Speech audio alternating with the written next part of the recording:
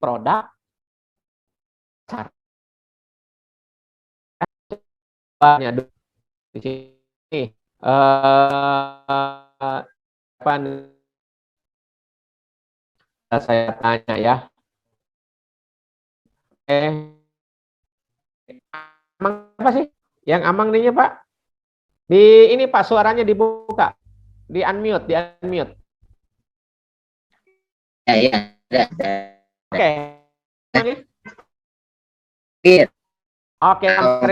Dari Asanusia Cibiuk. Cibiuk. Ponpes Asanusia Cibiuk. Cibiuk itu dari Limbangan. Oh, Garut ya. Ini Amang namanya. Oh, berarti dong ya. Amin. Ustaz, mana yang lebih penting, produk dulu atau pasar dulu? Bisa produk, bisa pasar. Karena kalau tidak ada produk nanti untuk pasarnya kemana bingung. Ustaz, gini, ini kan saya Ustaz. Oh seru. Ini satu ya. Kalau dua-duanya itu diambil ya. Ustaz, mana yang Ustaz yang lebih penting, produk apa pasar? Pasar dulu. Kalau saya mah produk dulu Pak. Produk dulu. Kalau saya sendiri nanya ke saya produk dulu. Kalau sudah punya produk nanti pasar. Oke, alasannya kenapa Anda milih produk dulu? Alasannya tidak semangat memasarkan kalau tidak punya produk, Pak. Jadi Anda tentukan produk dulu baru cari pasar gitu? Hari ini produk ini yang siap pasar. Kalau saya Pak pasar dulu. Ya Pak, ini siapa ini? Faiz. Kang Faiz. Siapa? Faiz. Kang Faiz. Yang mana? Yang mana angkat tangan? Oh ya, Kang Faiz. Gimana Kang Faiz? Kalau saya mah pilih pasar dulu Pak. Kenapa? Kan inovatif kata Bapak. Harus tujuan dulu baru proses. Oke, baik ya. Baik Ibu para rekan-rekan sekalian ya, saya akan lanjutkan dulu ya. Mana yang lebih penting, pasar apa produk? Nah, seperti itu. Memang idealnya dua-duanya ya, yaitu produk dengan pasar dua-duanya itu yang namanya ideal. Tapi tatkala terkadang kita harus memilih dalam kehidupan dihadapkan pada sebuah pilihan pasar dulu apa produk.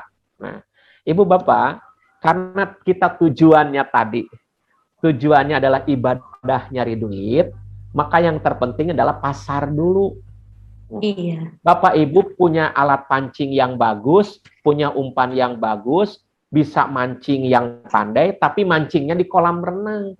Seharian Bapak Ibu nungguin itu pancingan dari pagi sampai sore bahkan sampai larut malam, maaf ya, tidak akan dapat ikannya. Jadi Bapak Ibu nyari apa? Jadi Bapak Ibu buat kita UMKM yang paling mudah itu nyari pasar dulu. Ada nggak pasarnya? Kemudian cari produknya, buat produknya. Sekarang produk ada di mana-mana Bapak Ibu. Sebab goals kita, tujuan kita nyari duit, bukan bikin produk. Nah, kecuali kalau Bapak Ibu punya budget yang besar. Ya saya bilang tadi, Bapak Ibu ini produknya belum ada, bikin produk. Bapak Ibu harus bangun pasar. Itu tidak mudah. Bangun pasar itu harus ngiklan dan sebagainya. Yang paling mudah itu ada pasarnya dulu, kemudian lalu membuat produk.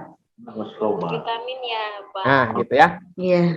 Seperti itu. Vitamin. Kalau, seperti vitamin. Seperti vitamin gitu ya. Iya. Pasarnya udah ada, cari produknya begitu. Iya. Jadi UMKM ini Bapak Ibu, kecuali Bapak Ibu selalu udah usahanya udah besar. Kalau usahanya udah besar, bolehlah Bapak Ibu ya produk dulu, baru Bapak Ibu bangun pasarnya. Karena untuk membangun pasar itu modalnya besar. Iya. Gitu ya. Jadi kalau kita kalau ingin merangkak dari kecil dari bawah, cari pasarnya, ya. Apa nih yang dibutuhkan pasar? Kita cari produknya. Gitu. Jongkonya dulu, warungnya dulu. Gitu. Nah, gitulah gitu. Baik. Siap. Saya lanjutkan. Saya akan lanjutkan dulu. Ada sedikit lagi. Ya. Nah, jadi konsumen oriented. Yang kemudian yang berikutnya Bapak Ibu masih dimensi mindset kewirausahaan adalah risiko. Jadi manajemen risiko. Jadi risiko adalah salah satu bagian terpenting dari sebuah usaha. Sehingga harus diperhitungkan, diidentifikasi agar tidak terjadi kerugian di kemudian hari. Nah, ini Bapak Ibu biasanya, nih ya, saya kasih tahu ya. Jadi risiko ini biasanya kaitannya dengan berpikir dan bertindak cepat. 2 slide saya satuin ya. Jadi yang pertama manajemen risiko, yang kedua berpikir dan bertindak cepat. Nah, ini langsung saya satuin ya. Oke. Oke. Jadi gini Ibu Bapak ya. Jadi yang namanya manusia ini, orang ini, ada orang yang eksekusi tinggi, analisa tinggi. Eksekusi tinggi itu artinya dia cepat ngambil keputusan, kemudian penuh dengan pertimbangan. Nah, ini ideal. Jadi orang yang eksekusi tinggi, ya, kemudian analisa tinggi, cepat ngambil keputusan, kemudian penuh pertimbangan, ini ideal. Ini biasanya orang-orang Kopassus yang dilatih di lapangan. Namun demikian Bapak Ibu, nggak usah khawatir. Bagaimana sih ada orang yang eksekusi tinggi, tapi analisanya rendah? Kelebihannya apa? Orang yang eksekusi tinggi, cepat ngambil keputusan, kelebihannya dia cepat dapat peluang, nangkap peluang. Tapi kelemahannya ingat, karena dia analisanya rendah, biasanya ceroboh. Mudah ketipu, mudah dikhianatin kawan, mudah rugi. Kelebihannya eksekusi tinggi tadi, cepat ngambil peluang. Nah, kemudian yang kedua ada orang yang kebalikannya. Dia eksekusinya rendah, tapi analisanya tinggi. Kelebihannya apa? Kelebihannya dia jarang ketipu, karena penuh pertimbangan. Tapi kelemahannya, kekurangannya, dia suka mudah kehilangan peluang, karena penuh pertimbangan. Bahkan orang yang analisa tinggi, eksekusi rendah, udah dipertimbangkan pun masih dipertimbangkan lagi. Nah, terus gimana? Nah, di dalam berbisnis, kita harus cari partner. Pertama, ketahui dulu, kita ini orang yang eksekusi tinggi, analisa rendah, atau sebaliknya, eksekusi rendah, analisa tinggi. Kalau kita eksekusi tinggi, analisa rendah, maka ketika kita mau ngambil keputusan, minta pertimbangan kepada orang yang analisa tinggi, eksekusi rendah. Tapi keputusannya kita yang ngambil, gitu ya. Misalkan nih kita nanya nih ke teman, atau yang paling mudah kalau di dalam keluarga ya. Di dalam keluarga ada orang yang suaminya itu eksekusi tinggi, tapi analisanya rendah.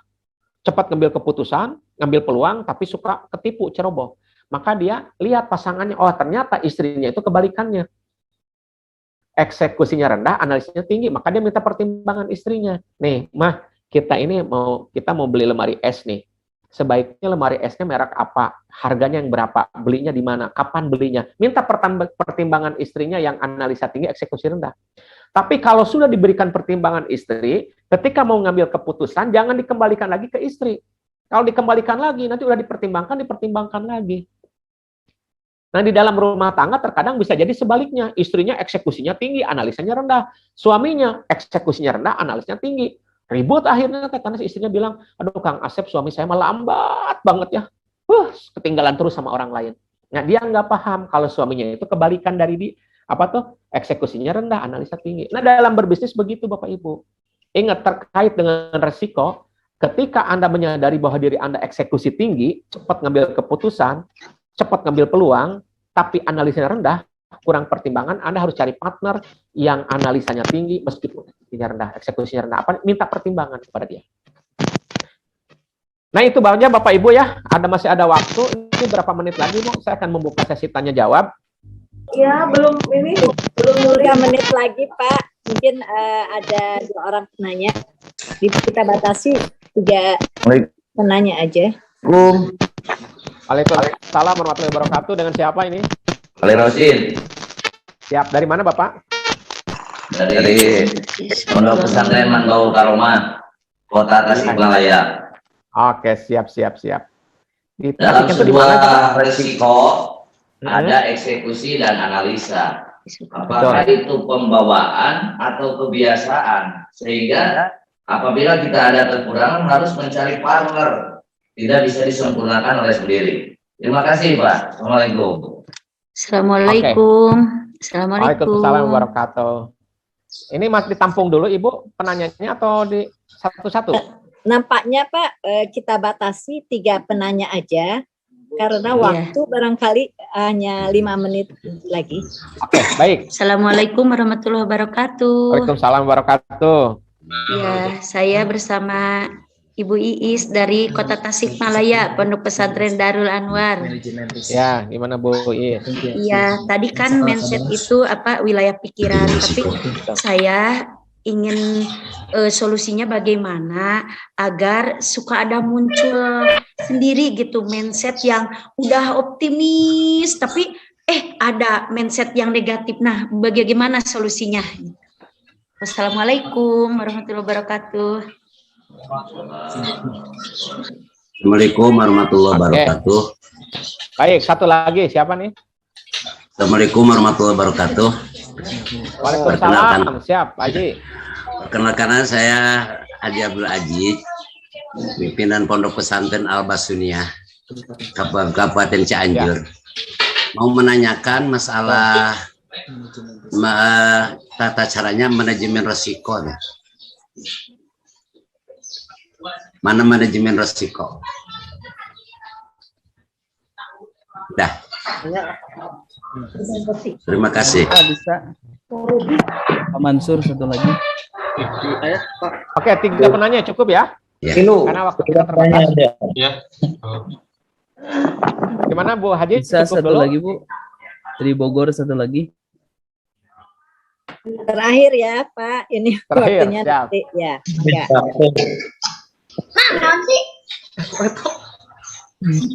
Silakan yang dari Bogor.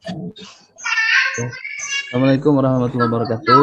Waalaikumsalam warahmatullahi wabarakatuh. Saya Pak Mansur dari Kabupaten Bogor dari Pesantren Qurrata A'yun.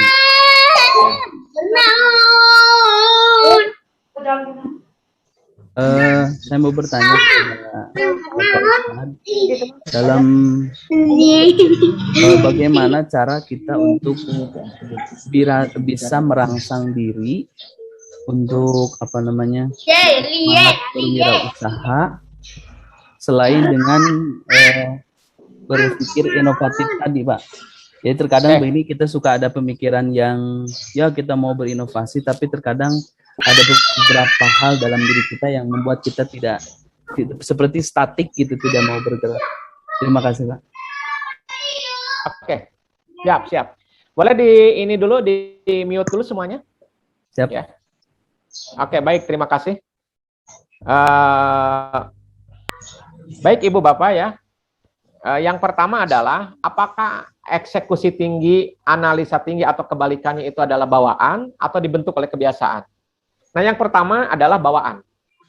Jadi biasanya adalah bawaan. Ketika kita tahu bawaan kita adalah eksekusi tinggi, analisa rendah, maka kita harus melatih bagaimana kita menganalisanya supaya tinggi, meninggikan analisa. Jadi yang dilatih adalah yang rendahnya, dibiasakan yang rendahnya. Atau sebaliknya, kita eksekusinya rendah, analisanya tinggi, maka kita harus melatih eksekusinya, melatih mengambil keputusannya. Jadi gitu. Jadi salah satunya bawaan, yang satunya lagi harus dibiasakan, dilatih. Oke. Yang kedua adalah bagaimana nih melawan mindset yang negatif ya. Ini hampir sama pertanyaannya dengan merangsang. Aduh, kalau jangan merangsang ya Pak ya, istilahnya membangun supaya kita punya motivasi. Nah, jadi terkadang Bapak Ibu ada yang namanya lintasan-lintasan pikiran. Ya, kadang semangat, kadang tidak semangat. Kadang optimis, kadang pesimis. Kan gitu ya. Gitu ya. Kadang ini hal yang biasa, ini hal yang biasa. Seperti dalam diri kita kan ada fujurah wa taqwaha ya, ada sifat taat dan sifat ingkar. Nah sama, emang ini dipasang-pasangkan begitu. Hanya persoalannya bagaimana ini tantangan buat kita agar kita hidup selalu optimis. Bagaimana supaya kita selalu percaya diri. Gitu ya. Nah ini yang pertama Bapak Ibu, yang namanya pikiran itu awalnya kosong seperti komputer. Awalnya kosong seperti komputer. Dia bisa nulis, bisa baca, bisa melukis, tergantung program apa yang kita installkan ke dalam komputer itu. Nah, termasuk pikiran kita. Yang keluar dari pikiran kita terimplementasi dengan lewat kata-kata dan perilaku. Sekali lagi, yang keluar dari pikiran kita terimplementasi lewat kata-kata dan perilaku tergantung inputnya, tergantung yang masuk kepada kepala kita. Bagaimana masuknya kepada kepala kita, yaitu informasi itu adalah satu, lewat apa yang kita lihat. Yang kedua, lewat apa yang kita dengar. Jadi supaya kita termotivasi, optimis sebagainya, maka pastikan kita harus sering mendengar, melihat orang-orang yang punya antusias yang tinggi, orang yang tidak mudah menyerah, orang yang punya semangat, orang yang berhasil, baca kisah orang-orang sukses, dengar, lihat, rasakan. Jadi sebenarnya begitu, makanya jangan salah gaul, jangan salah lihat, jangan salah dengar. Apa yang kita lihat, apa yang kita dengar, apa yang kita baca, apa yang kita rasakan di luar diri kita, itu akan menjadi input, menjadi masukan buat mindset kita, selanjutnya nanti keluar lewat kata dan perilaku kita tanpa sadar. Itu makanya Bapak Ibu, ya sengaja Anda rasakan, ya Anda ketemu orang yang semangatnya menggebu-gebu, habis materi saya, wah semangat lagi optimis. Ketemu nanti orang nyeri sirah, nyeri cangkeng, aduh, saya nyeri sirah, sarua saya geta, nyeri iya, saya nyeri beteng gitu ya. Begitu Bapak Ibu, karena inputnya, ya. Jadi otak kita ini yang nanti mengendalikan kata dan perilaku tergantung inputnya. Makanya jangan salah baca, jangan salah lihat, jangan salah dengar, jangan salah nonton, jangan salah gaul, karena itu akan jadi input masuk ke kepala kita. Oke, mudah-mudahan tidak puas. Berikutnya adalah tata cara manajemen risiko. Bapak Ibu bagaimana sih? Nah Bapak Ibu, terkait dengan manajemen risiko, kita harus paham ada yang namanya produktivitas, ada yang namanya efektivitas, ada yang namanya efisiensi. Produktivitas berkaitan dengan hasil, efektivitas berkaitan dengan waktu, efisiensi berkaitan dengan sumber daya. Ya, jadi produktivitas itu berkaitan dengan efisiensi, ya, itu sumber daya. Belum ya? Efektivitas berkaitan dengan waktu. Jadi produktivitas itu ditentukan oleh dua hal, efisiensi dan efektivitas. Efisiensi berkaitan dengan sumber daya, efektivitas berkaitan dengan waktu. Idealnya bagaimana kita dengan sumber daya semurah-murahnya, sekecil-kecilnya, dalam waktu yang secepat-cepatnya. Tapi kalau harus memilih, lagi-lagi harus memilih, mana yang lebih didahulukan, efektivitas ataukah efisiensi? Maka saya sarankan, Anda lihat, kalau Anda prediksi bakal lebih produktif, maka ambil efektivitas. Ya, maka ambil efektivitas. Maaf ya, misalkan sekarang saya kasih tahu, Pak, Bu, nih di gedung sate sudah disiapkan uang 1 miliar. Ya, uang 1 miliar, tapi Bapak Ibu hanya dikasih waktu misalkan 1 jam atau dikasih waktu 5 jam. Ada uang 1 miliar, waktunya 5 jam untuk diambil di gedung sate. Nah, kalau sudah begini, Bapak Ibu bayangkan 1 miliar, udahlah saya sewa mobil aja yang bagus, yang baru. Tapi kan mahal, nggak apa-apa. Nah, Anda mendahulukan efektivitas. Nah, tapi nanti karena produktifnya lebih tinggi, itu lebih efisien. Jadi jangan sampai kita efisien lah, jangan sewa mobil, udah pakai motor aja biar hemat. Iya, tapi kan waktunya nanti nyampe gedung sate, Anda nggak dapat apa-apa. Nah, keseepkan. Jadi Bapak Ibu, berkaitan dengan manajemen risiko, Anda lihat produktivitas dulu hasil yang mau dihasilkan. Ini yang mau dihasilkan ini berapa, seberapa besar. Kemudian Anda tentukan efektivitasnya, efisiensi berkaitan dengan sumber daya, efektivitas berkaitan dengan waktu. Jadi bagaimana nih dengan untuk produktivitas yang setinggi-tingginya, hasil yang sebesar-besarnya, waktunya itu secepat-cepatnya, dan kemudian sumber daya, biaya itu sekecil-kecilnya. Tapi kalau harus memilih antara efektivitas dengan efisiensi, dahulukan efektivitas, jangan efisiensi. Karena Anda niatnya efisien, tapi mengesampingkan efektivitas, ujung-ujungnya tidak efisien. Gitu ya. Uang nggak dapat. Ini waktunya tinggal 2 menit lagi. Capek ongkoh. Sekarang. Itu saja penangkapan. Atur nuhun. Gimana Bu Hajian? Atur nuhun. Hatur nuhun kepada yang terima kasih juga pada peserta atas partisipasinya yang komunikatif barangkali, alhamdulillah, dan terutama kepada Pak Asep yang penuh antusias, semangat, Luar biasa. empati, dan penuh percaya diri. Mantap, Luar pokoknya. biasa atas motivasinya dan pencerahannya. Semoga menjadi bekal dan semangat serta motivasi kanggo Bapak Ibu Akang Teteh di pesantren dalam pemberdayaan ekonomi di pesantren. Amin ya Allah. Sekali lagi hapunten kumargi keterbatasan waktu. Insya Allah barangkali dan mudah-mudahan Pak Ustadz Asep bisa memberikan kontak person barangkali ada Bapak Ibu Akang Teteh yang belum puas barangkali nanti bisa langsung japri ke Pak Ustadz. Mohon kesediaannya barangkali Pak Ustadz. Ya, untuk ke Garut Barangkali dipanggil mengisi untuk materi materi pertama kita cukupkan sampai di sini. Insya Allah Akang Teteh. Selanjutnya kita akan memasuki pada materi kedua. Hatur nuhun Pak Ustadz. Kita lanjutkan barangkali ke materi berikutnya. Insya Allah pemateri kedua ini beliau dari pesantren role model Al-Ittifaq dan insya Allah barangkali nanti akan disampaikan oleh Teh Silti Fauzia. Beliau adalah bendahara dari pesantren Al-Ittifaq. Beliau akan menyampaikan materi tentang sejarah pesantren dan tip bisnis di lingkungan pesantren. Mohon konfirmasi dari LO apakah Pak Haji, mohon maaf, potong, saya izin dulu ya. Iya. Oh, mangga. Oh, sebelumnya barangkali kita foto bersama dulu ya, Pak Ustadz. Biasa Foto dulu, Pak. foto dokumentasi ya. Siap. Kita memasuki ke materi 2, mohon izin untuk foto bersama. Kang LO biasa untuk diabadikan barangkali untuk foto bersama. Siap, katanya Kita senyumnya kepalkan manis. tangannya ke atas dong. Berdua. Kepalkan tangannya ya. Ya baik, Ke atas. Bapak silakan untuk memulai sejarah pesantrennya. Slide pertama dulu ya. Siap. Buka senyumnya yang lebar. Siap. Sekarang slide yang kedua. Ada berapa slide? Ada 6, Ibu. Ya. Slide 2. Siap. Sekarang slide yang ketiga ya.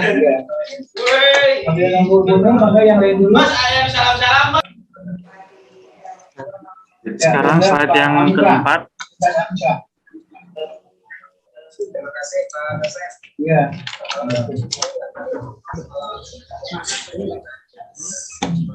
Siap, slide kelima. Alhamdulillah barangkali pesantren kelas pesantren Al-Ittifaq memang paling banyak ya. Enggak, siap, sudah selesai. Ya, hatur nuhun Akang Teteh, hatur Terima nuhun. kasih, hatur nuhun. Semangat pagi. Assalamualaikum warahmatullahi wabarakatuh. Waalaikumsalam. Apakah kita langsung ada jeda dulu untuk istirahat atau Langsung, Ibu. Pematerinya sudah ada. hadir? Sudah. Alhamdulillah.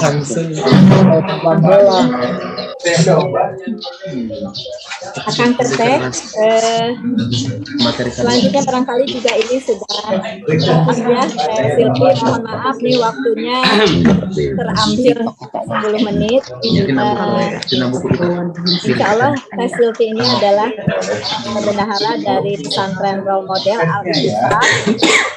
Meskipun barangkali silaturahmi virtual ini tidak mengurangi makna atau ruh dari pertemuan hari ini, dan selanjutnya mangga dipersilahkan Teh Silvi untuk memberikan materi sejarah pesantren dan tip bisnis di lingkungan pesantren.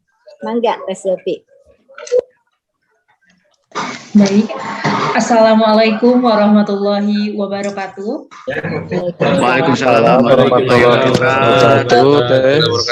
Siang Bapak dan Ibu semuanya, alhamdulillah.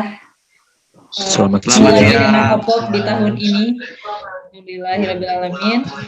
Untuk kesempatan kali ini saya Silvi Fauzia Bendahara Koperasi Pondok Pesantren Al-Ittifaq berkesempatan untuk menjelaskan mengenai sejarah di pondok pesantren kami. Dari mulai kami berdiri sampai di titik ini. Sebelumnya saya ingin meminta izin untuk share screen mengenai materi saya.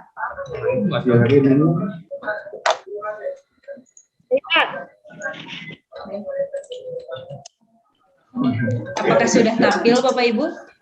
Ya, sudah. Sudah ada. Baik. sudah Untuk kesempatan kali ini saya ingin menjelaskan mengenai sejarah di Pondok Pesantren Al-Ittifaq. Kami itu sejak dulu kadang suka bingung kalau ada seperti Pondok Pesantren Al-Idrisiyah, tarekatnya Idrisiyah. Nah, kalau kita tarekatnya Syayuriyah. Seperti itu. Syayuriyah. Pondok pesantren kami mulai berdiri itu di tahun 1934. Awalnya memang kami bukan asli dari Ciwidey, tapi kami dari Garut. Jadi mama eyang kami, Bapak Kiai Haji Mansur, itu dari Garut, dibuang oleh Belanda ke Ciwidey, ke Kampung Ciburial. Jadi karena dulu pengajar ngaji yang memiliki pondok itu dianggap oleh Belanda sebagai salah satu ancaman karena takutnya nanti akan ada perlawanan. Jadi para tokoh agama di berbagai daerah itu akan dibuang ke berbagai daerah di pedalaman. Salah satunya adalah mama eyang kami. Mama eyang kami dari Garut itu diseret oleh mobil sampai ke Ciwidey. Di sini dibuang karena kebanyakan adalah hutan, pohon dan sebagainya, masyarakatnya sangat sedikit dan sangat terbelakang. Tahun 1934 ini, Pondok Pesantren Al-Ittifaq, dulu tuh bukan Al-Ittifaq namanya, tapi Pondok Pesantren Ciburial, karena terletak di Kampung Ciburial. Pondok pesantren ini awalnya hanya sekitar 20 orang saja yang menyantri. Jadi pendopo kecil, mengajarkan dengan sistem salafiyah, tok saja itu. Jadi belum ada sistem agribisnis. Dari tahun 1934, itu berlanjut sampai kepemimpinan selanjutnya, yaitu Bapak Kiai Haji Ahmad Rifai, masih menerapkan hal yang sama. Jadi kalau dulu, kalau ada santri yang masuk, berarti harus ada santri yang keluar. Jadi tetap 20 orang. Dengan sistem sederhana mungkin, dan kebanyakan santrinya adalah yang dekat-dekat dari sini. Nah, banyak sekali larangan-larangan yang terjadi dari tahun kepemimpinan 1934 sampai ke tahun 1970. Dengan dua kepemimpinan ini masih menerapkan yang sama, yaitu kalau secara garis besar tidak boleh adanya bangunan dari tembok karena itu akan dekat dengan hari kiamat. Tidak boleh ada toilet di dalam rumah karena toilet itu bahasa Arabnya kan hamam. Hamam itu kan salah satu nama iblis. Tidak boleh. Terus tidak boleh ikut sekolah formal. Dulu Pak Kiai Fuad Afandi hanya sekolah sampai kelas 3 SD, jadi sampai sekarang pun tidak mempunyai ijazah. Selanjutnya, kita tidak boleh dekat dalam pemerintahan, karena pemerintah waktu itu dekat dengan Belanda, dianggap seperti itu. Dan tidak boleh adanya teknologi, karena di sini sangat terbelakang. Bahkan, saking sangat terbelakangnya, satu lahan, satu tumbaknya, itu dihargakan seperti satu bungkus rokok, saking murah-murahnya. Saking tidak banyak orangnya yang tinggal di sini juga. Nah, Kiai Haji Fuad Afandi kecil itu sekolah dari kelas 3 SD langsung diambil dan dipesantrenkan ke berbagai pesantren. Dari mulai Cikalama, Banjar, sampai paling lama itu di Lasem sekitar 13 tahunan. Tepat di tahun 1970, Kiai Haji Fuad Afandi dipanggil pulang oleh ayah beliau, yaitu Kiai Haji Ahmad Rifai, untuk memimpin Pondok Pesantren Al-Ittifaq. Dulu kata Abah, sok kamu pimpin pondok pesantren ini. Nah, kalau kata Pak Kiai Fuad Afandi atau saya panggilnya Aki Haji, beliau berkata, gak mau ah, soalnya kalau misalkan jadi kiai, Mbah, saya rata-rata kiai itu tidak memiliki uang yang banyak. Kamu kalau jadi kiai, kalau kamu jadi pimpinan pondok pesantren ini, kamu akan jadi keturunan Abah yang paling makmur, kata Abah teh gitu. Tapi Bah, saya teh pengen belajar ke luar negeri. Sebetulnya di tahun 70 sudah SD tidak lulus, koneksi juga tidak ada, uang juga tidak banyak, ibaratnya keluarga yang sederhana. Kalau misalnya kita pikirkan, kalau dulu sangat tidak logis bisa belajar ke luar negeri. Tapi kata Abah, kalau kamu mimpin pondok pesantren ini, kamu akan jadi keturunan Abah pertama yang pergi ke luar negeri buat belajar. Alhamdulillah, dan itu kejadian. Kata Pak Kiai, Bah, kalau saya memimpin pondok pesantren ini, izinkan ya yang tidak boleh. Saya ingin mendirikan bangunan dari tembok, Bah. Kata Abah teh, sok buat bangunan dari tembok. Jangankan rumah, kandang sapi, kandang domba pun kau pasti dari tembok. Dan alhamdulillah sekarang kejadian. Pak Kiai bilang lagi, Bah, saya ini tidak lulus sekolah. Nanti santri-santri saya ingin mereka juga ikut sekolah, keluarga saya juga ikut sekolah. Karena apa, Bah? Agar tidak mudah dibohongi. Kata Abah teh, sok kamu bakal bikin sekolah. Terus kata Pak Kiai, Bah, boleh ya nanti kalau saya mimpin pondok pesantren ini, saya buat toilet di dalam rumah. Sok, asalkan kamu mau mimpin pondok pesantren ini, kamu pasti bakal saya izinkan. Semua larangan-larangan tersebut sama Pak Kiai diperbolehkan dan dirubahlah semuanya. Alhamdulillah sekarang mah setiap kamar ada kamar mandinya. Kalau dulu wah tidak boleh. Rumah masih dari kayu. Terus juga di sini jalanan belum ada. Jadi kalau misalnya keluar dari daerah kami, dari Kampung Ciburial buat sampai ke jalan raya itu harus ditandu dulu orang itu karena jalannya yang sulit. Abah itu dulu harus ditandu dulu sampai ke sana. Yang tadinya nggak boleh, sangat tidak boleh berdekatan dengan pemerintahan, sama Abah diperbolehkan. Nah, dari mulai presiden kedua sampai ke sekarang, alhamdulillah Al-Ittifaq selalu dekat. Yang tadinya kita tidak boleh ada pengeras suara pun, alhamdulillah. Jangankan pengeras suara, di tempat-tempat ibaratnya greenhouse, kita juga sudah menggunakan sistem-sistem teknologi. Nah, hal itu mulai ketika semua itu diperbolehkan, Bapak Kiai Haji Fuad Afandi mulailah memimpin di usia 25 tahunan. Di tahun 1970. Banyak sekali perubahan. Perubahan yang pertama adalah merubah nama dari Pondok Pesantren Ciburial menjadi Pondok Pesantren Al-Ittifaq. Al-Ittifaq artinya adalah kerjasama yang baik. Jadi, dalam bisnis, ilmu, dan teknologi, kita lintas agama. Dalam agama, kita lintas mazhab. Dalam mazhab, kita lintas sektoral. Mengapa? Karena kami, dalam bisnis, kita juga kirim sayur, tidak hanya ke orang-orang muslim, ke non-muslim juga, Ion Mall, Yogya, terus juga Superindo, itu rata-ratanya pemiliknya adalah non-muslim. Dalam bidang ilmu dan teknologi, kami juga didampingi oleh PUM dari Belanda, JK dari Jepang, itu juga non-muslim. Tapi dalam belajar, kita saling sharing. Dan dalam agama, kita lintas mazhab.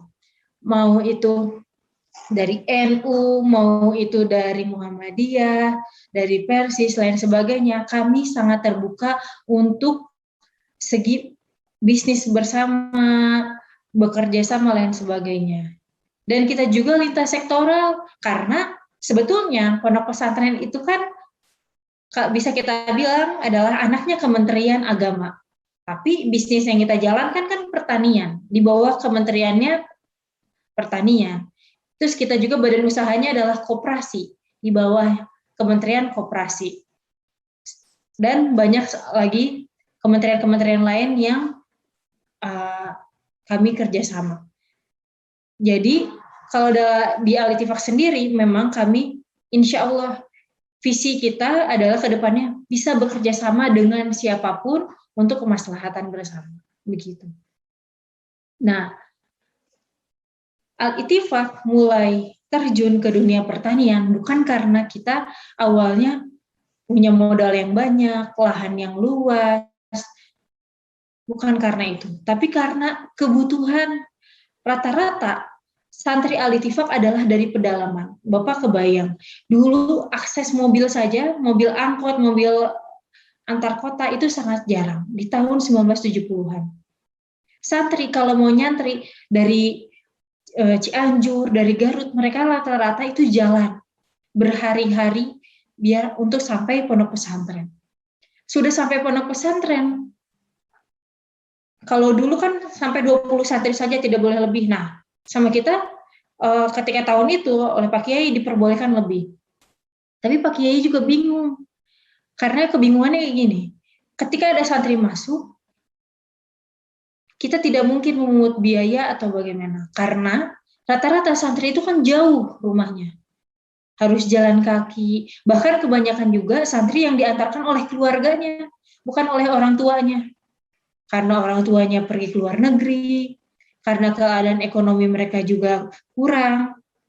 Masa kami harus mengembalikan santri-santri? Pak Kiai itu berinisiatif. Bagaimana? Jadi dulu itu kita punya lahan sekitar 200 tumbak. Bagaimana kalau santri ketika sudah istirahat, sudah ngaji, istirahat, menggunakan waktu luangnya buat ikut bertani. Karena untuk apa? Untuk memenuhi kebutuhan santri juga. Nah, kita juga mulai dengan waktu itu menanam buncis dengan 200 tumbak lahan, dengan santri, dengan para ustadz, kami mulai menanam buncis sayur di tahun itu. Nah, jadi buncis ini kami jual ke pasar, ketika kalau ada lebih, nah nanti kita belikan juga untuk kebutuhan santri. Untuk beras, untuk sarung, untuk buku, untuk keperluan sehari-hari, sampai seperti itu. Itu tidak mudah bisa sampai ke titik ini. Dari tahun 1970 sampai tahun sekarang, kita butuh berapa puluh tahun. Kenapa? Dan alasan lain juga, kenapa kami mulai berbisnis selain karena kebutuhan, karena tidak ada yang bisa menjamin bahwa lulusan pondok pesantren semuanya bisa menjadi Pak Kiai. Tetapi setidaknya santri yang keluar atau lulus dari pondok pesantren Al-Ittifaq dapat menjadi mandiri, bisa menghidupi dirinya sendiri, bisa berbisnis kuat, tahan banting, bisa membaur dengan masyarakat, sebagainya. Nah, dari tahun 1970 ini sampai tahun 93 kami masih melakukan hal yang sama, yaitu menanam buncis. Di tahun 93 mulailah kita kirim lebihnya, yaitu selain ke pasar, ke KUD Pasir Jambu, Koperasi Unit Daerah Pasir Jambu. Dulu KUD ini mengirimkan mengirimkan hasil sayur ke supermarket, ke modern market. Tetapi tahun 93 itu KUD tersebut bangkrut. Karena kan sistem supermarketnya kan ada pending payment, ada harus manajemen dan sebagainya. Nah, otomatis kami juga mengirim lagi sayurnya ke pasar untuk memenuhi kebutuhan santri. Tahun 94 kami biasa kirim ke pasar. Tahun 94 kami dicari oleh pihak supermarket yang dipasarkan oleh KUD tersebut. Nah, KUD tersebut, pasar modern market tersebut meminta kami untuk mensuplai. Waktu itu kami ditanya, Pak Kiai, sok Al-Ittifaq bisa kirim berapa banyak buat ke Modern Market, dulu namanya Hero. Bisa kirim berapa banyak? Wah, saya mah bingung kalau misalnya kayak gitu. Biasanya berapa? Biasanya 1 ton atau 50 kintal. Berapa banyak item yang Pak Kiai punya? Saya mah punya cuma 1 item aja, cuma 1 jenis, buncis, kata Pak Kiai. Terus berapa banyak Pak? 25 kilo paling banyak. Itu gimana? Tapi saya mau coba kirim dulu. Ya sok atuh kirim Pak. Dikirim setiap hari. Dulu buat kirim keluar kan kita juga akses jalan sulit. Di sini masyarakat juga kekurangan untuk menjadi petani. Kebanyakan mereka menyewakan lahannya. Terus masyarakat aslinya adalah pergi ke Jakarta, jadi tukang beca, jadi tukang angkot, jadi seminggu sekali pulang. Jadi jarang yang mau menjadi petani rata-rata. Nah, karena kenapa? Salah satunya karena biaya untuk mereka mengirimkan sayuran buat dijual, buat panen dan sebagainya lebih mahal biaya itu dibandingkan ketika mereka sudah menjual barangnya, jual hasil sayurannya. Jadi untuk itulah kebanyakan pergi ke Jakarta. Akhirnya Pak Kiai mempunyai inisiasi dengan santri. Sok kita buat jalan. Jadi dibuatlah akses jalan dari, kalau di sini mungkin Bapak Ibu nanti main ke Alitifak bisa mengetahui, oh ini jalan dari yang dibuat oleh para santri, oleh masyarakat. Karena dulu sangat sulit sekali. Jalan itu mungkin jalan-jalan tikus, jalan-jalan kecil. Nah, dibuatlah jalan, akses jalan dari Alitifak masuk sampai keluar. Setelah itu kan jadi mudah untuk pengiriman. Dan tidak mudah juga untuk bisa buka akses jalan tersebut karena jangankan mobil, sepeda pun kita tidak punya. Dulu Pak Kiai itu dianggapnya orang gila. Karena untuk apa buat jalan? Keperluannya tuh untuk apa? Tapi tetap Pak Kiai dan juga santri tetap melakukan itu, dan alhamdulillah sampai sekarang jalan itu kan bermanfaat untuk masyarakat. Nah, selanjutnya di tahun 94 itu kami mulai mengirimkan sayur. Mengirimkan sayur juga Pak, bukan karena kita tidak punya motor atau sepeda, kita menaik angkot. Jadi santri mengantarkan sayuran sebanyak 25 kilo dicurah gitu menggunakan plastik, naik angkot dari Ciwidey sampai ke Bandung. Setiap hari, beberapa bulan. Masuk 25 kilo, yang diterima cuma 3 kilo. Cuma 2 kilo, 4 kilo. Kalau hampir semua guru yang ada di ponpes kami waktu itu bilang, Mang, ke Pak Kiai, Mang Haji, entos, tong dilanjutkan deui, da lebar, mendingan langsung we ke pasar. Kalau ngiriman ke supermarket mah tuh ditolak lagi seueur. Lebar karena ongkos, santri kaditu. Kata Pak Kiai, sabar, justru di sini kita harus negosiasi.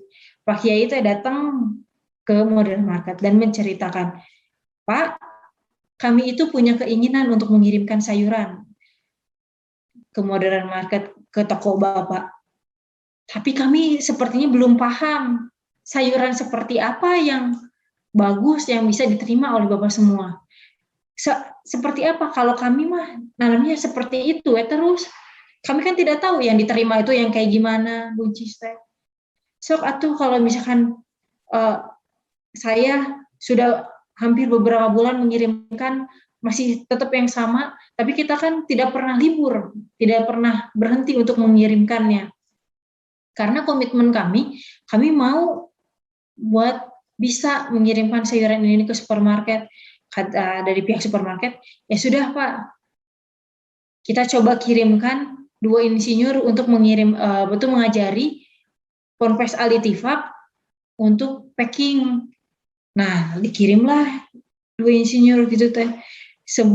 Selama 2 minggu santri-santri kami dikirimkan dikirimkan 2 insinyur ke sini untuk diajari bagaimana sortasi, grading, packing, labeling, pemberian barcode, sampai pembelian expired. Dari mulai tadinya santri kami curah, nah mulailah ada pakai di-wrapping, lain sebagainya. Nah, dari mulai tahun 94 itulah sampai sekarang, alhamdulillah, kita yang tadinya satu jenis item, kita sudah sampai sekitar 127 item yang kita kirimkan per hari.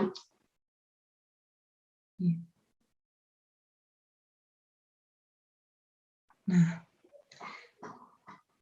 127 item ini rata-rata per hari kami untuk sampai sekarang sekitar 5,7 ton sayur dan buah yang kami kirimkan.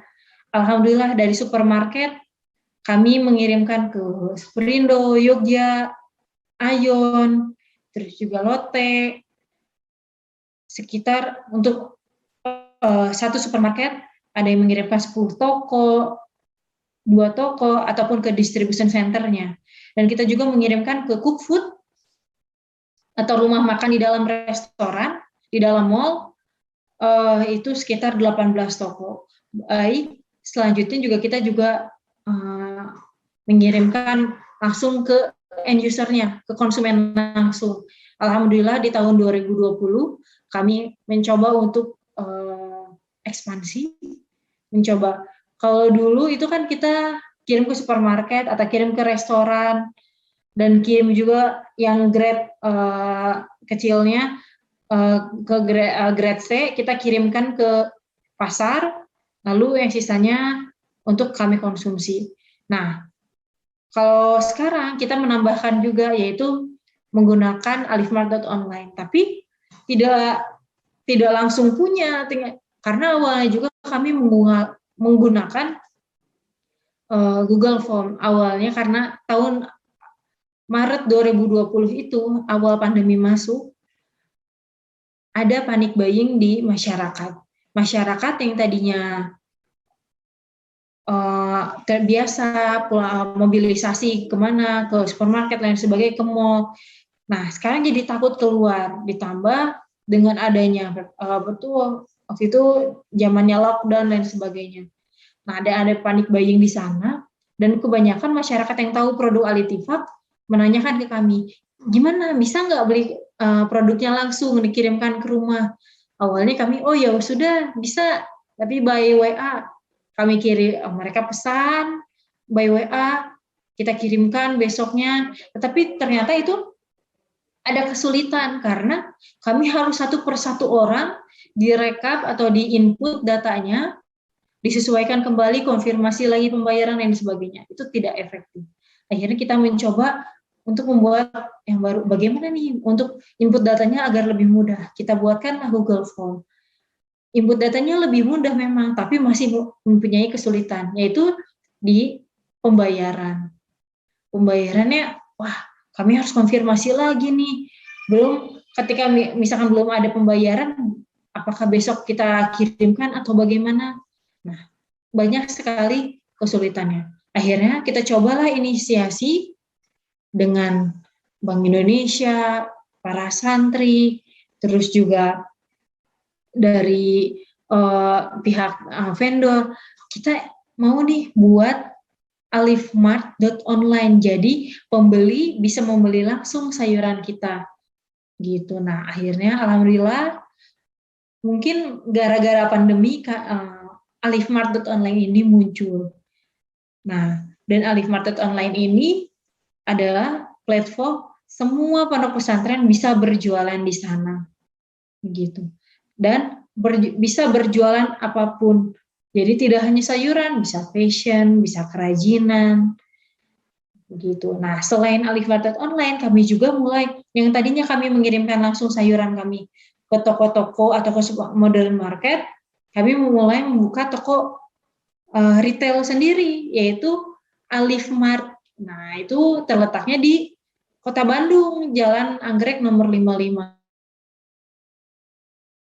Kami berjualan sayur. Nah, ini foto yang saya tampilkan adalah displaynya kami untuk sayuran-sayuran. Jadi pembeli masyarakat bisa langsung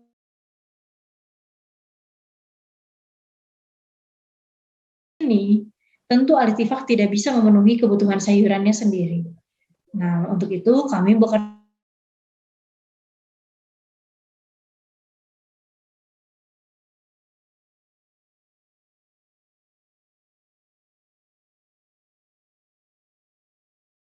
dari 9 gabungan kelompok tani atau Gapoktan. Tetapi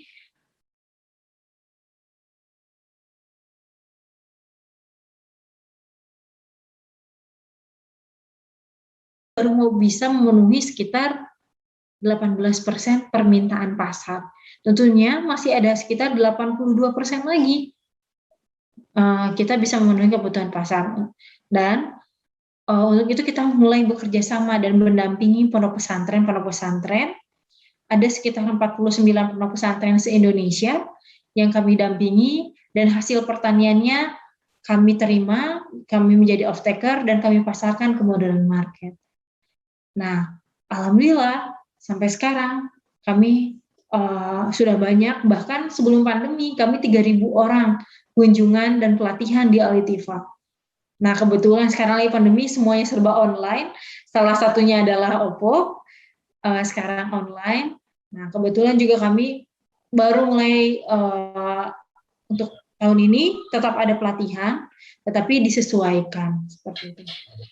Nah, mungkin kurang lebih sekian untuk pemaparan materinya. Mungkin jika ada yang ingin bertanya, saya persilahkan. Akang Teteh. Assalamualaikum warahmatullahi wabarakatuh. Waalaikumsalam warahmatullahi wabarakatuh. Nepangkeun Ibu Abiti Pondok Pesantren Darul Anwar Kota Tasikmalaya. Bagaimana, Bu? Iya, perkenalkan nama saya Iis, Bu Iis dari Pondok Pesantren Darul Anwar Kota Tasikmalaya. Iya, Bu. Ya, saya sangat, alhamdulillah sangat terinspirasi, dan saya tadi mendengarkan katanya Al-Ittifaq sudah mendampingi 49 pondok pesantren se-Indonesia. Kebetulan saya setelah 2 tahun ini mendalami mengembangkan kacang edamame. Halo? Iya, iya Bu. Ya, mengembangkan kacang edamame, tapi baru kami mengirimkan barangnya cuma ke pabrik saja. Ya, pertanyaannya, apakah kami bisa untuk bekerja sama Al-Ittifaq agar kami bukan saja mengirim ke pabrik, tapi kami ingin lebih luas lagi jaringannya bersama Al-Ittifaq. Assalamualaikum warahmatullahi wabarakatuh. Assalamualaikum warahmatullahi wabarakatuh. Baik, terima kasih Ibu Iis dari Pondok Pesantren Darul Anwar Tasikmalaya. Boleh saya langsung jawab, Ibu? Langsung saja ya. Untuk kerjasama, insya Allah untuk sampai tahun sekarang kami memang baru memenuhi sekitar 20% permintaan pasar. Tentu masih banyak.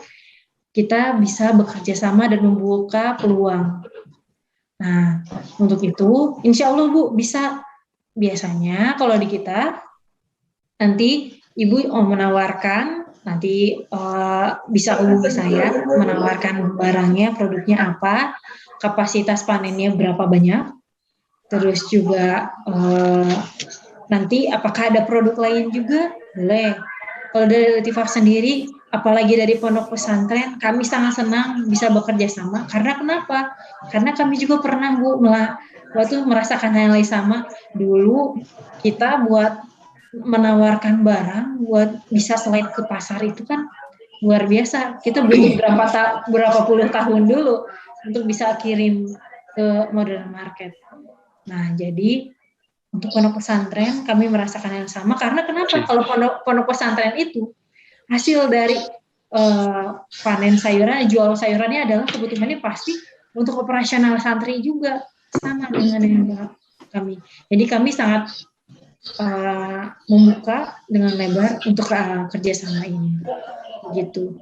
Nah, kebetulan yang bahkan kita juga bekerja sama dengan pondok pesantren di Lampung, di Riau, dan berbagai pondok pesantren di Jawa Barat. Dan mereka juga alhamdulillah untuk berkoordinasi dengan kami, terus mengirimkan sayuran dan buahnya sampai sekarang. Mudah-mudahan nanti pondok pesantren kami dengan pondok pesantren Darul Anwar dari Tasik bisa bekerja sama. Begitu ya Bu ya? Insya Allah bisa. Assalamualaikum warahmatullahi wabarakatuh. Waalaikumsalam warahmatullahi wabarakatuh. Ya, perkenalan saya dari Miftahul Huda Al-Musri. Bu, maaf saya mau bertanya. Iya. Bagaimana caranya Al-Ittifaq mampu untuk memenuhi pasar yang 127 item itu? Kan setiap hari Al-Ittifaq mengirim ke pesantren ke supermarket itu selama 2 ton setiap hari sepanjang tahun gitu kan? Yang 127 item. Bagaimana caranya kita bisa memenuhi 127 item itu? Ya baik. Segera saya kami. Terima kasih kepada Pondok Pesantren Miftahul Huda Al-Musri atas pertanyaannya. Saya akan segera menjawab. Jadi, bagaimana sih caranya kita bisa memenuhi kebutuhan pasar? Sedangkan kebutuhan pasar ini teh setiap hari kan teh. Itu kami bahkan liburnya cuma 1 hari Pak. Kita liburnya pas Idul Fitri. Pas hari Idul Fitrinya, malam takbiran, kami masih mengirimkan sayur ke supermarket. Jadi kami hanya 1 tahun itu, kami hanya libur 1 hari di hari Idul Fitri saja. Nah, tentu kan setiap hari kami harus ada sayur yang kami packing dan kami kirimkan juga. Tentu kan bagaimana sih caranya bisa memenuhi sebanyak itu? Nah, kami menerapkan pola tanam. Bagaimana pola tanam? Jadi, menerapkan bagaimana sayuran ini berkelanjutan untuk dipanen dan berkelanjutan untuk dipasarkan. Jadi, misalkan dalam satu lahan, kami ada 4 bedengan. Bedengan pertama kami tanam dulu di minggu pertama. Misalkan wortel kuroda. Kita tanamkan dulu wortel kuroda di bedengan pertama untuk minggu pertama. Nah, minggu selanjutnya baru di bedengan kedua. Minggu selanjutnya bedengan ketiga. Dan seterusnya. Jadi ketika panen, yang bedengan pertama panen dulu, setelah panen, selesai, habis, besoknya bisa ada yang dipanen lagi. Terus, itu hanya di satu petani, masih banyak petani lagi. Jadi, untuk Al-Ittifaq sendiri, semua petani di Al-Ittifaq kami pola tanamkan. Artinya pola tanamkan gimana? Kami bagi-bagi, jangan sampai ada yang bentrok. Jadi untuk kelompok tani ini, misalkan kelompok tani Mekar Baru tanamnya ini. Nanti di minggu sekian kami kebutuhan perharinya sekian, nanti panennya sekitar sekian. Jadi tertata semuanya. Jadi semua sayuran untuk semua petani dan semua pondok pesantren yang kami bina atau yang bekerja sama dengan kami pola tanamkan. Jadi agar apa? Agar panennya tidak berbarengan. Kalau berbarengan nanti panen raya, nanti over. Ketika over kan barangnya harganya jadi turun. Kalau seperti itu. Nah, makanya sama kami dipola tanamkan. Jadi agar tertata, jadi sepanjang tahun bisa panen. Bahkan kami kan juga mencoba yang tadi tanamannya musiman, bagaimana nih caranya biar panen setiap tahun, seperti jeruk bekokon. Oh, ternyata jeruk itu bisa juga sepanjang tahun. Caranya dengan apa? Dengan pruning, dengan pemberian ibaratnya pupuk yang bagus, dengan penarikan dahan pohon dan sebagainya agar terkena sinar matahari. Jadi memang untuk di Al-Ittifaq kami tidak pernah ada istilah panen raya. Jadi kami usahakan setiap hari panen, karena ketika setiap hari panen nanti dipasarkan, jadi bisa memenuhi kebutuhan pasar ini. Gitu. Begitu Pak, kurang lebih. Assalamualaikum warahmatullahi wabarakatuh. Waalaikumsalam warahmatullahi wabarakatuh. Saya dari Bogor. Iya Pak. Dari Pondok Pesantren Al-Quran Qurrata Ayun Kabupaten Bogor. Punten Pak, Pondok Pesantren Qurrata Ayun. Oh iya. Nah, ini satu sangat menarik sekali. Kebetulan pesantren saya juga hampir sama riwayatnya demikian, dan kebetulan pimpinannya juga namanya Mansur juga ini. Jadi kebetulan semoga kita bisa ngambil berkah ke Kiai Mansur di Al-Ittifaq. Amin. Amin, amin. Nah, gini Teh Sylvie, yang saya mau tanyakan adalah yang kalau Al-Ittifaq untuk pupuk sendiri, bagaimana jenis pupuknya, itu yang pertama. Kemudian yang kedua, yang kita tertarik itu bagaimana cara packing dan sebagainya gitu. Tadinya mau pengen lihat bagaimana caranya gitu, karena itu sangat penting buat kita mah, belum pernah gitu. Makasih Teh, makasih. Baik, terima kasih Bapak dari Ponpes Kurota Ayun Bogor. Segera akan saya jawab. Jadi bagaimana Teh di sini, jenis pupuknya apa, yang dipakai bagaimana, terus packingnya gimana? Wah, sebetulnya sangat sayang ya, karena kita memang di masa pandemi ini kan harus semuanya disesuaikan.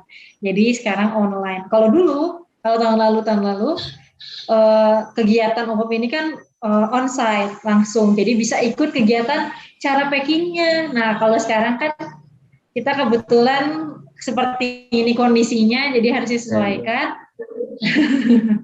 Nah, untuk jenis pupuk bagaimana ya, Teh? Kalau di Al-Ittifaq, kalau di Al-Ittifaq kami menerapkan suatu cycle, artinya kombinasi alur, yaitu adanya pertanian dengan peternakan. Untuk pertanian di Al-Ittifaq, di lahan kami sendiri sekitar 14 hektar lebih, tentu kan membutuhkan pupuk yang banyak untuk meningkatkan produktivitas makanannya, sayuran ini agar tumbuh baik. Jadi ini adalah suatu siklus simbiosis mutualisme sebetulnya. Jadi kami ada peternakan sapi, ada peternakan domba, kelinci, gitu, yang kami ternakan di sini. Nah, untuk sapi ada sapi perah, sapi pedaging. Kami bagi-bagi untuk tugasnya. Sebetulnya seperti sapi jadi kami menggunakan kotoran sapi, kotoran padatnya digunakan untuk biogas, untuk listrik. Jadi listrik kandang sapi sudah dari sapinya sendiri, Pak, kalau di sini. Nah, nanti kan ada sampahnya juga keluar, yaitu berbentuknya cairan. Nah, itu kami gunakan sebagai pupuk cair kalau dari sapi. Jadi yang padatnya untuk biogas, yang cairnya untuk kotoran pupuk cair. Nah, selanjutnya pupuk cair ini kan digunakan untuk tanaman. Nah, terus ada domba di sini, domba kami jenisnya domba Garut, Merino, dan sebagainya, itu mengeluarkan kotoran. Jadi kami sengaja untuk kandang domba kami level kan. Jadi ada di lantai kedua. Jadi lantai pertamanya itu kami menggunakan semacam kayu yang ada skatnya gitu. Jadi kotoran mereka bisa langsung turun ke bawah. Kotoran domba itu turun ke bawah. Nah, setelah dibawa oleh kami akan ditarik keluar untuk diolah, dijadikan pupuk. Jadi untuk pupuk kandang, alhamdulillah Pak, kita produksi sendiri. Kita belum pernah beli. Nanti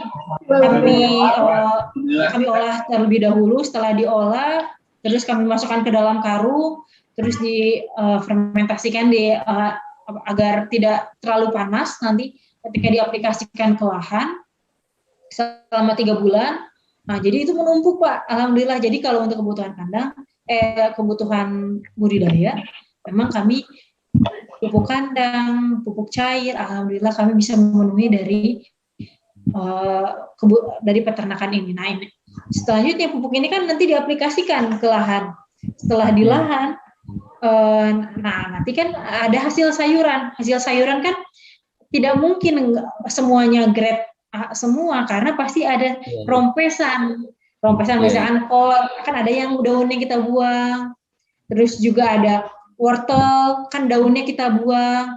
Nah, sama kita teh daunnya itu dicacah, nanti dijadikan pakan domba, pakan sapi, gitu. Nah, ataupun sayuran-sayuran yang non grade kita cacah dulu, jadikan silase lain sebagainya, nanti jadikan pakan untuk domba dan sapi. Jadi begitu. Jadi cycle-nya ada di sana, Pak. Jadi alhamdulillah itu bisa mengurangi biaya untuk pembelian pupuk. Jadi dari sini sendiri gitu, dan menghemat juga dari pembelian pakan untuk pakan ternak begitu. Nah, untuk packing sendiri Pak, kalau di Al-Ittifaq berbagai jenis sayuran itu beda-beda cara packingnya, karena kami menyesuaikan. Ada sayuran daun yang kita memang kalau sayuran daun kan lebih shelf life-nya lebih cepat. Jadi biasanya kalau baru datang sore hari itu kita packing langsung dikirimkan. Berbeda dengan sayuran yang memang buat sayuran keras seperti jahe, sereh. Nah, itu kami packing terlebih dahulu. Ada packing berdasarkan ukuran 250 gram, 500 gram, bahkan sampai curah. Ada. Nah, tapi masing-masing jenis sayuran ini perlakuannya berbeda-beda. Saya tidak mungkin untuk kesempatan kali ini, kebetulan saya tidak membawa contoh-contohnya. Jadi nanti ada yang pakai plastik, pakai mika, terus ada yang pakai styrofoam, ada juga yang pakai solasi fresh saja, dan sebagainya. Jadi menyesuaikan dengan permintaan dari pasar. Iya. Ya, makasih. Semoga menjawab, Pak. Iya. Pengennya melihat tapi belum ada waktunya mungkin. Cara-caranya gitu. Ya. Nanti kami tunggu, Pak. Iya, insyaallah nanti kami silaturahim. Halo. Assalamualaikum warahmatullahi wabarakatuh. Assalamualaikum. Assalamualaikum warahmatullahi wabarakatuh. Biasa Bu nyerios? Biasa. Ya. Mangga Pak. Ya. Perkenalkanlah nama saya Haji Abdul Aziz, pimpinan Pondok Pesantren Al-Quran Al-Basuniyah, Kabupaten Cianjur. Nuhun Bapak. Ya. Kan sebelumnya pernah dulu pada tahun 2007 ya berkunjung ditugaskan Peksos ya. Berkunjung ke Al-Ittifaq. Jadi pakaiannya sekarang pada sehat-sehat masuk keluarganya. Ya, alhamdulillah. Saya masih ingat dari sekarang juga di Al-Ittifaq tersebut adalah tidak ada lahan nganggur katanya, sampah ngawur, waktu kabur.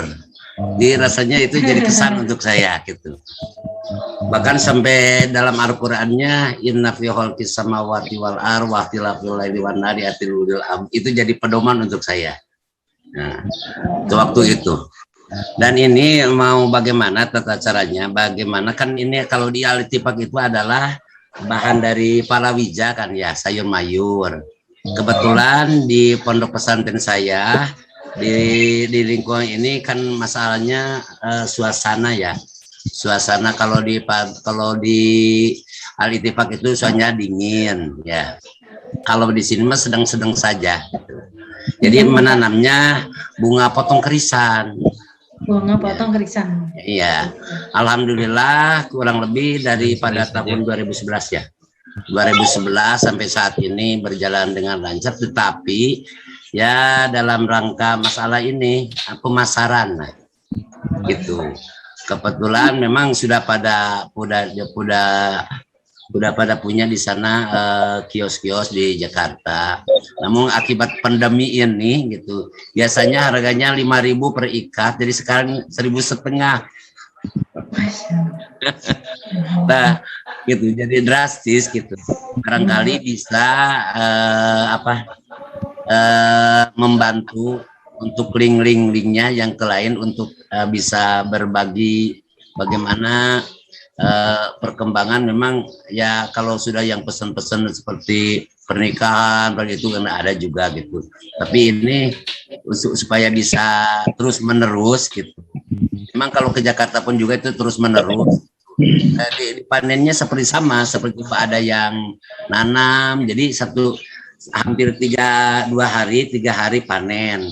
Jadi konsumen tersebut tidak ada kan gitu. Jadi banyak cabang cabai, tapi di dalam waktu ini masalah pemasaran lah. barangkali bisa membantu ya kesinilah gina gitu barangkali itu.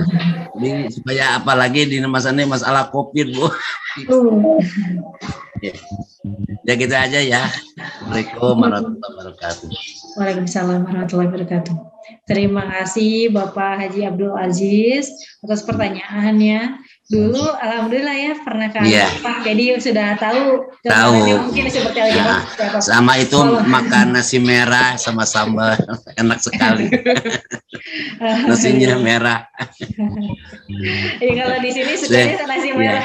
Iya, kesannya luar biasa ya. Alhamdulillah. Walaupun sekarang sudah rada berbeda lagi Pak karena banyak sekali perombakan. Iya. Insya Allah nanti akan berkunjung lagi. Ya, insya Allah. Nah, bagaimana caranya, apalagi di masa pandemi seperti ini ya Pak, biasanya kalau kirim bunga itu biasanya ke Rawabelong ya Pak ya? Iya. Apalagi itu PPKM, nggak bisa lewat. Pulang lagi. Banyak sekali rintangan sebetulnya. Apalagi di masa pandemi ini, mobilitas yang tadinya diperbolehkan banyak keluar, tapi kan dibatasi dengan adanya PPKM. Nah, kalau untuk sekarang mungkin Al-Ittifaq baru bergerak di bidang sayuran dan buah. Tapi insya Allah kalau misalkan di sini juga ada Pak yang petani bunga. Nah, biasanya ketika ada acara-acara dibuatkan buket-buket vas bunga dan lain sebagainya. Nah, mereka juga kirimnya ke Rawabelong. Nah, kalau misalkan dari kami mencoba ini Pak, karena untuk sampai sekarang pandemi ini kan tidak bisa kita tahu sampai kapan dan bagaimana ya Pak. Tetapi kan banyak juga petani yang memang bergantung di budidaya krisan ini gimana ya? Untuk kebutuhan petaninya. Ya, mohon. Tentu banyak sekali perubahan ya Pak. Nah, insya Allah kalau nanti saya coba koordinasikan, apakah bisa kami kerjasamakan? Kan bisa juga Pak, kan kita punya ada toko di Jalan Anggrek, bisa juga mungkin nanti Bapak titip jual di sana, di toko kami. Nanti coba saya koordinasikan, mudah-mudahan bisa. Nah, mudah-mudahan juga untuk yang bunga krisan, apakah bunga krisan saja Pak? Ada lagi? Itu ada bentuk potong ya? Ya. Nah, sebetulnya mungkin saran dari saya juga kita coba hal-hal betul menggunakan hal yang baru karena sekarang itu kan seperti banyak pasar yang mencoba untuk membuat buket, pesanan untuk hiasan, atau nanti Bapak coba membuka atau ekspansi baru, membuka nanti yang pesan tuh langsung mendapat bucketnya, jadi tidak hanya dipotong saja, tidak bunga potong saja, tapi sudah dalam bentuk paket atau pemesanan untuk acara-acara pernikahan, acara tunangan. Kadang kan sekarang tuh lagi zaman-zamannya yang tulisannya ada tulisannya, terus juga ada bunga-bunganya. Nah itu nanti krisan semua, bahkan di kota Bandung tuh sangat banyak Pak seperti itu. Apalagi kan Cianjur dan Bandung lumayan rada caketnya Pak. Iya. 2 jam. Ya barangkali menambahkan sinyal. Nambahan konsumen sinyal. Iya, jadi menambahkan ini dan harganya juga lebih beda Pak dibandingkan dengan menjualkan potong dengan harga yang sudah kita packing. Mudah-mudahan ke depannya kami bisa bekerja sama ya Pak ya. Saya coba koordinasi. Ya barangkali Bu biasa mencatat nomor HP-nya. Bisa nanti. Boleh saya coba share nomor saya ya Pak ya? Iya. Atas nama Teh Silvi ya, Teh Silvi. Iya Pak. Ya.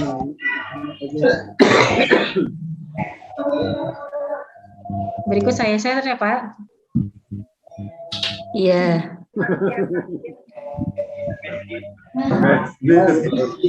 Coba ya. Ya, berapa nomornya, Bu? Sudah saya share di kolom chat ya Pak ya. Iya.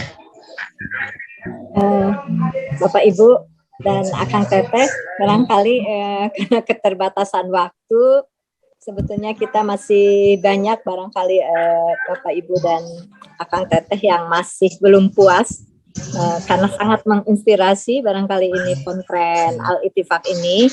Mudah-mudahan nanti ada sesi magang dan praktek virtual. Insya Allah barangkali nanti ada tayangan-tayangan videonya. Barangkali nanti bisa lebih menginspirasi Bapak Ibu dan Akang Teteh. Sekali lagi barangkali hatur nuhun Teh Silvi, Akang Teteh yang sudah berpartisipasi dengan aktif.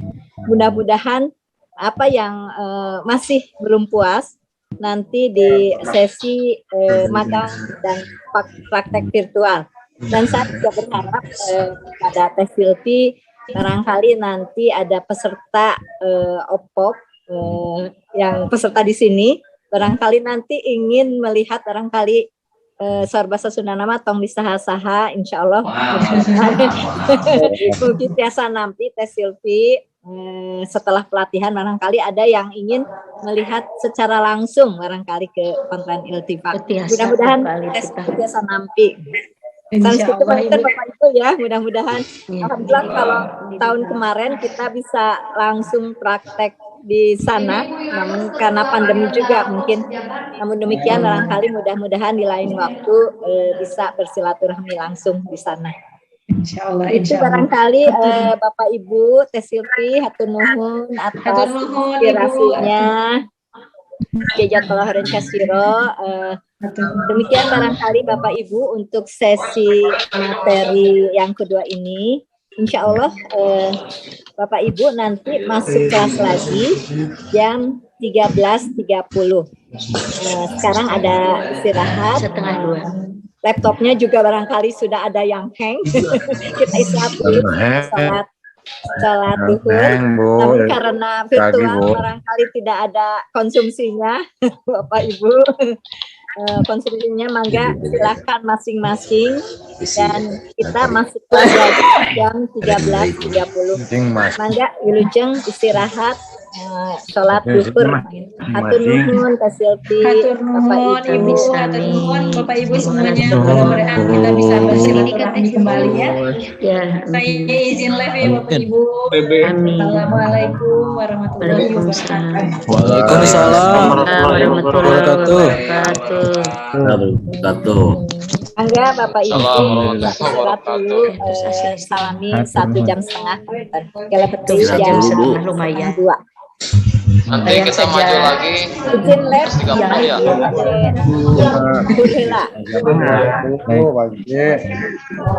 Ibu dada. Mangga Bapak Ibu boleh meninggalkan meeting Zoom lebih dahulu. Nanti kita sambung kembali jam 1.30 ya. Terima kasih.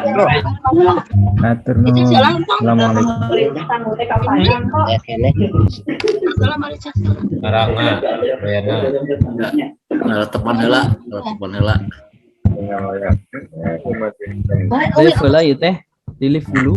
Ya, toh boleh keluar dulu. Keluar live apa disimpan aja Bu? Keluar dulu saja, tidak apa-apa. Nanti dilanjut jam 1.30 ya. Kopi.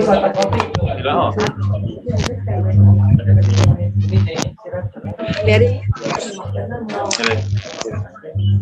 Halo. Izin live.